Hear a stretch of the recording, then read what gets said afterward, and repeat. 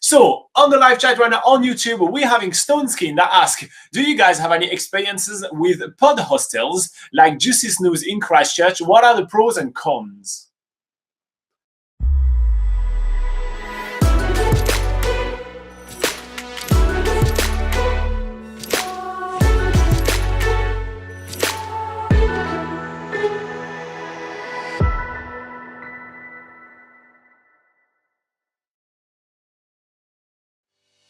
All right. Yeah. So I think we should just get started with what are pod hostels. I'm pretty sure there's a lot of people are going to click on that video and be like, what the hell is a pod what hostel? Is this crazy pod hostel? All right, so pod hostel is basically the New Zealand equivalent of the Japanese capsule hostels. So they are basically hostels which have massive dorms, or massive-ish. You know, in New Zealand there will be about 8, I think. Probably 6 8 to 8. 10 is probably the biggest sort of dorm you'll get in New Zealand. Yeah. So there will be a really big dorm, but each of those dorm actually is not going to be just bunk beds, but it's going to be capsules. So they're going to be basically usually like lodged into the walls, and you have your own privacy. So you have your own curtains, and then we get in, you have a space of your own. So it's kind of like a private way to stay in a dorm.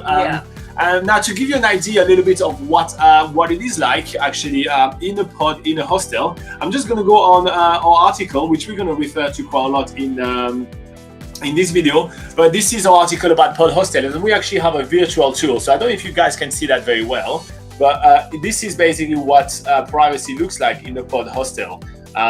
So you basically, this is the other pods right here, and you are inside one pod right here. So you have your bed and all of that. So it is actually quite cool. And if you do want to see this one a bit better, because obviously me showing you a screen on camera is not necessarily the best thing, you can definitely go on BackpackerGuide.NZ and in the search bar you type pod hostel, so it's POD and then hostel, and you'll find this article very quickly. Otherwise, we're also going to be putting the link in the description below. Now, this is what pod hostels are.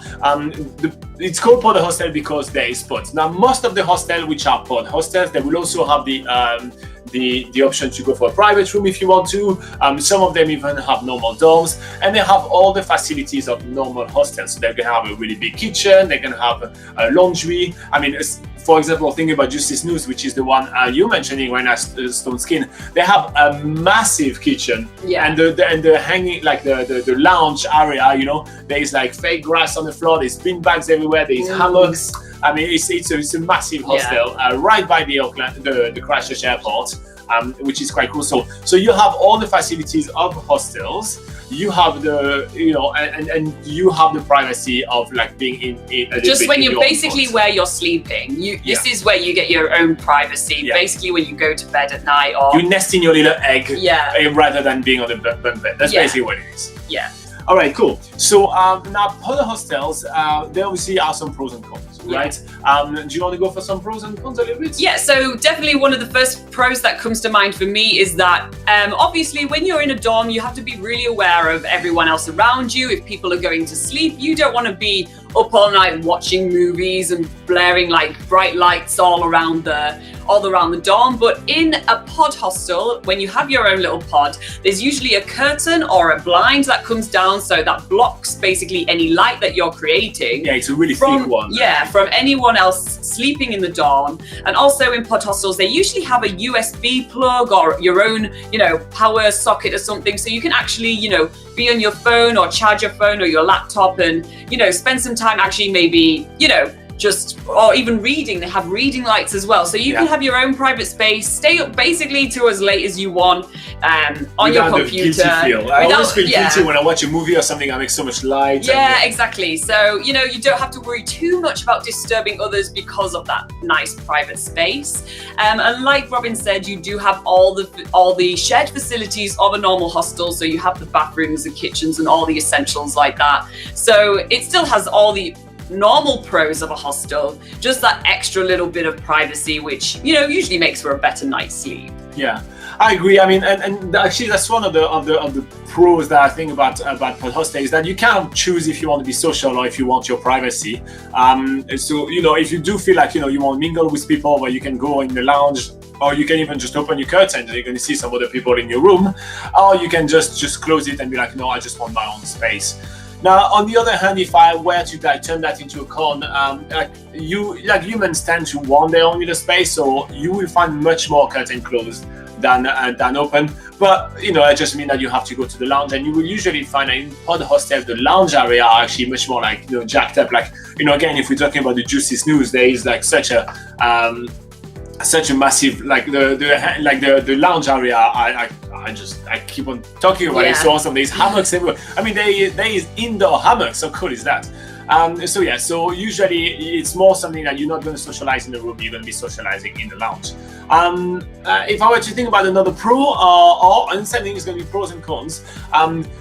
Staying in a pod hostel is going to cost you much less than staying in a private room or in a hotel or in a motel, right? So you have your privacy for a small fraction of the cost. However, staying in a pod hostel is going to cost you a little bit more than staying in a bunk dorm. So, you know, suddenly you kind of wonder, look at which one would be the best one. But I personally feel that it's a pretty good ratio. Now, if I want to think about another pro, personally, do you want to go? Oh, no, you go ahead. I want to think about another pro. Basically, most of the pod hostels are actually brand new because it's such a new concept in New Zealand. Almost every hostel, which is a pod hostel, you know, I'm thinking about, I think it was called Tahuna Pod in Queenstown. What was the name of this one in Oamaru, for example? The Oamaru Backpackers. Okay, the Oamaru Backpackers. They have like a little bit of a pod. The Juicy Snooze. They are brand new because it's a new concept. So they had to rebuild the whole room, and well, the Juicy Snooze in Christchurch actually they purposely built the whole system and the whole thing around that because, well, they were like, you know what, we're opening a new hostel. Let's make it a pod hostel. So it all went from scratch. So you kind of stay in brand new hostel.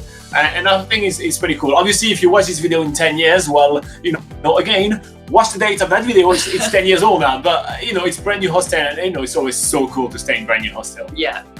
So another pro could be just the experience of staying in a pod hostel. It's really, like I say, well, like Robin was saying, quite new. It's quite a novelty thing to do, and you know, it's just a different sort of type of hostel to stay in. So it's a really cool and different experience, and makes it much different to your normal like squeaky bunk beds hostel experience. So, if you don't get to go to Japan and experience those, you know, in Japan it's world famous for those capsule hostel in Japan. Like, it's kind of like the thing you go literally just for your Instagram picture. Yeah, exactly. You know, you say that I stay in one of those capsule hostels. You know, it just looks futuristic and everything. But if you don't get to go to Japan, you do that in New Zealand. It's purely for the bragging rights. Could be a reason to go stay in a pod hostel. All right, so that's basically our take for pod hostels in New Zealand. Again, we have actually an article that explains what are pod hostels and where to find pod hostels in New Zealand. We're going to link that in the description below. We did mention about 3 places over there. But StoneSkin, you were asking about the Juicy Snooze in Christchurch, so here you go. That's our take on this one. If you do have any follow-up questions in the live chat, if you're watching a replay of this video, you get the follow-up questions in the comment below, and we'll get to it right away. And if you do like our answers, make sure you like our video.